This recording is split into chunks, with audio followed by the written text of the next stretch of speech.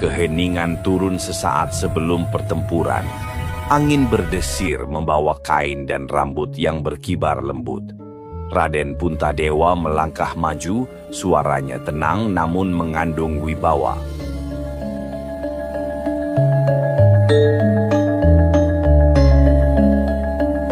Paman Drupada, Paman Gandana. Pertempuran ini lahir dari dendam lama Resi Druna. Kami para Pandawa hanyalah murid yang menunaikan kewajiban. Demi menghindari jatuhnya banyak korban, izinkan kami mengusulkan, biarlah hanya paman berdua yang bertanding melawan dua dari kami. Pati Drestaketu dan para prajurit Pancala tak perlu turun ke gelanggang. Prabu Drupada menatap Puntadewa dalam-dalam, lalu tersenyum penuh hormat. Engkau mewarisi kebijaksanaan Pandu Puntadewa. Baiklah, aku setuju. Tarik semua prajurit mundur. Hari ini darah Pancala tidak boleh tumpah sia-sia. Barisan Pancala pun mundur, berdiri sebagai saksi di pinggir padang.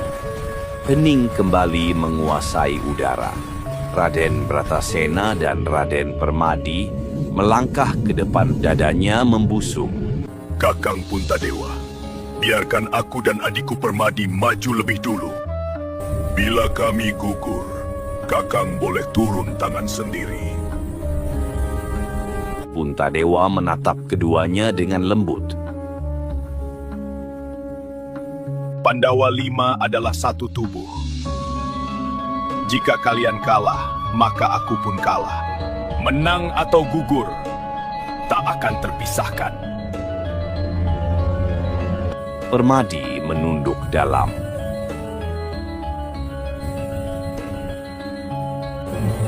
Kami mengerti, Kakang.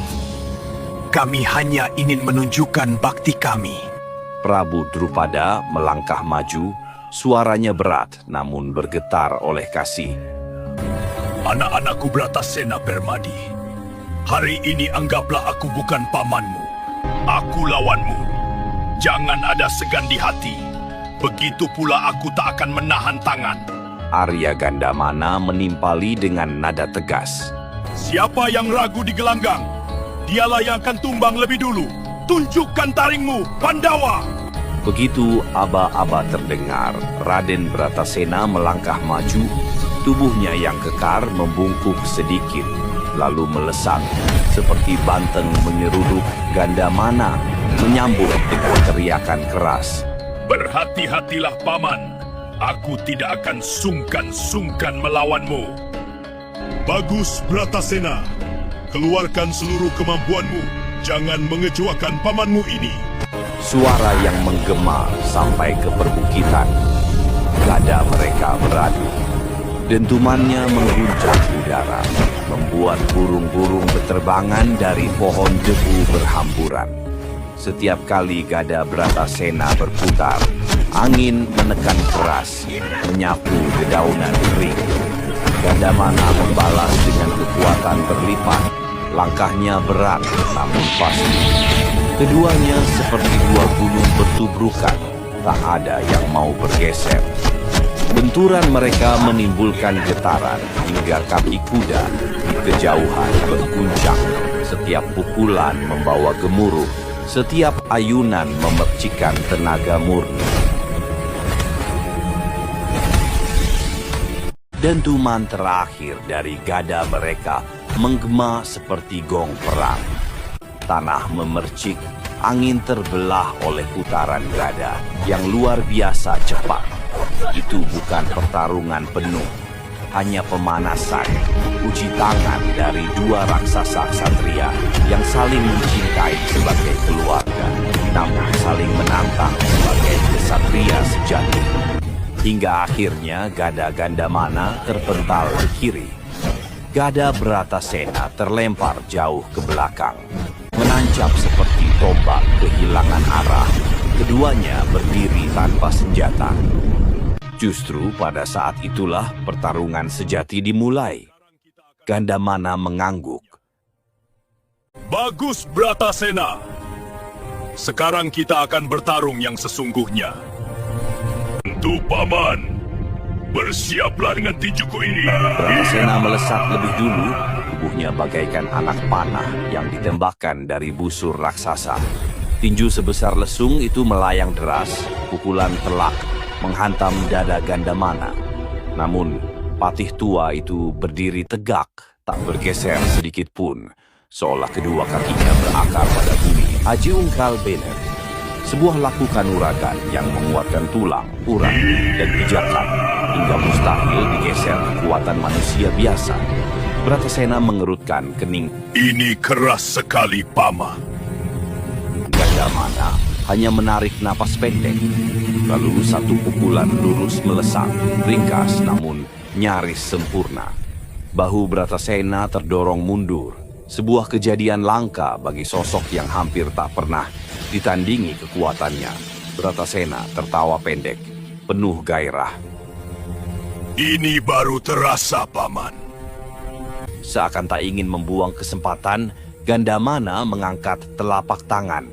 Udara di sekitar mereka mendadak berputar, seakan tertarik pada pusat tenaga yang mengumpul di tubuhnya Aji Bandung Bondowoso, yang menjadikan raga sekeras batu karang, namun tetap lentur dan lincah bagaikan aliran air. Tinju Gandamana bergerak dan setiap ayunan mengirimkan resonansi halus, seperti getaran tanah yang pecah.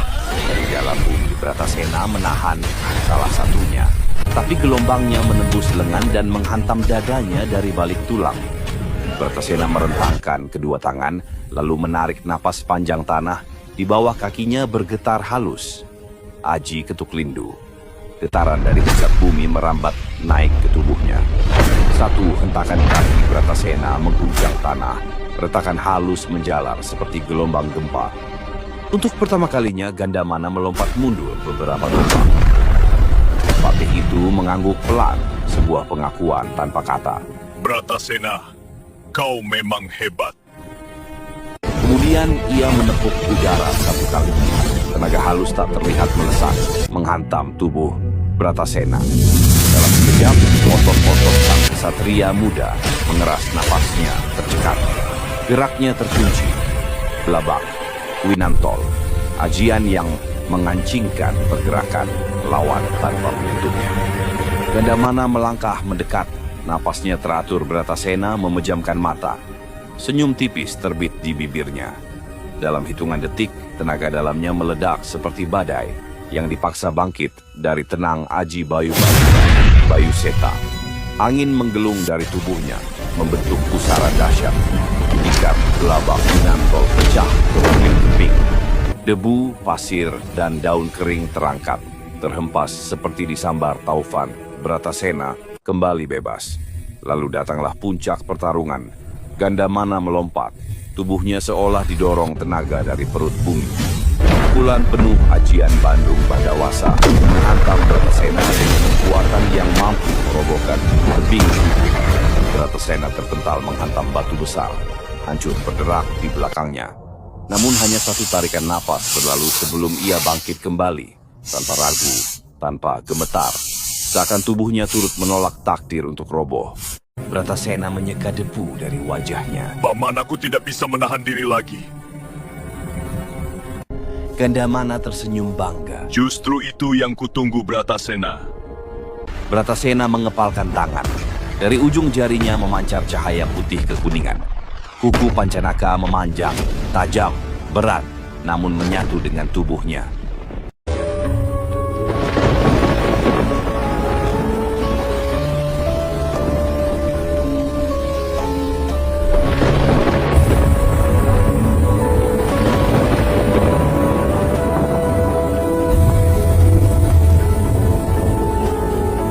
Gandamana tidak mundur. Justru ia tersenyum tipis. Ia merentangkan lengannya ke samping, udara di belakang tubuhnya seperti terbelah. Dari pusaran itu muncul seutas cemeti panjang berwarna gelap, ujungnya bergerigi halus seperti sisik naga. Cemeti Narantaka, benda yang jarang ia gunakan, bahkan di medan perang. Gandamana mencambukkan senjata itu ke tanah. Gelombang suara membelah udara seperti guruk terbelah. Bratasena menyeringai. Kuku pancanakanya bersinar, siap menyobek apapun yang menghadang. Dua kekuatan sakti bertabrakan, bukan sekadar duel keluarga, tetapi ujian untuk menentukan siapa penerus sejati kekuatan Pandawa. Namun, tepat sebelum hantaman pertama terjadi, beberapa tombak jauhnya, angin bertiup lebih dingin. Di sisi lain medan, pertempuran lain tak kalah sengit berlangsung. Permadi bergerak ringan seperti bayangan menari di antara debu. Ia menyerang dengan Godewa sebagai senjata pemukul pendek, memanfaatkan kelenturan dan momen putaran tubuhnya. Prabu Drupada bertubuh tegap dan berotot tua penuh pengalaman, memegang gadanya seperti memegang bagian dari dirinya sendiri. Setiap ayunan tidak bolos, Drupada langsung mematikan. Ayunan gada Drupada menghantam tanah, menginjak bebatuan kecil menjadi serpihan. Tapi setiap hantaman hanya mengenai ruang kosong. Permadi menghilang, lalu muncul lagi dari sudut berbeda. Cukup membuat lawan mengejar, tidak cukup untuk melukai. Drupada mendengus. Permadi tersenyum sopan sambil mundur satu putaran kaki. Urat Drupada menegang antara kagum dan jengkel. Melihat momen tepat, Permadi menyelipkan busur. Ia menarik sebilah keris dari pinggangnya. Keris Kalanada, pemberian Prabu Pandu. Keris yang juga pernah dilihat Drupada di masa muda. Mari Paman, sangat senang hati mendapat pelajaran dari Drupada Paman membeku Drupada. sejenak. Matanya melembut. Permadi menunduk, menghormat. Drupada menegakkan tubuhnya. Perlahan ia menghunus kerisnya sendiri. Keris Pancala, pamor tua dengan gagang tanduk hitam. Sungguh suatu kehormatan bagiku menghadapi Kiai Kalanada warisan Pandu. Duel berubah, tidak brutal, tidak membabi buta, tapi halus, presisi, saling menguji martabat. Bilah beradu, gerakan cepat seperti kilatan cahaya. Akhirnya dalam satu putaran indah, Permadi memutar pergelangan tangan dan mengunci sudut gerakan lawan. Keris Pancala terpental, jatuh jauh di tanah. Drupada mundur. Baik, kalau begitu kita bertarung dengan panah saja. Senjata itu terlalu sakral. Permadi tersenyum tipis.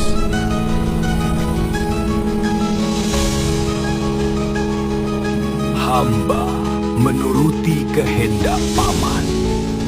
Tangan tua namun kokoh itu menyentuh lengkung kayunya seolah menyapa sahabat lama. Perlahan, Drupada berjalan menuju tengah arena.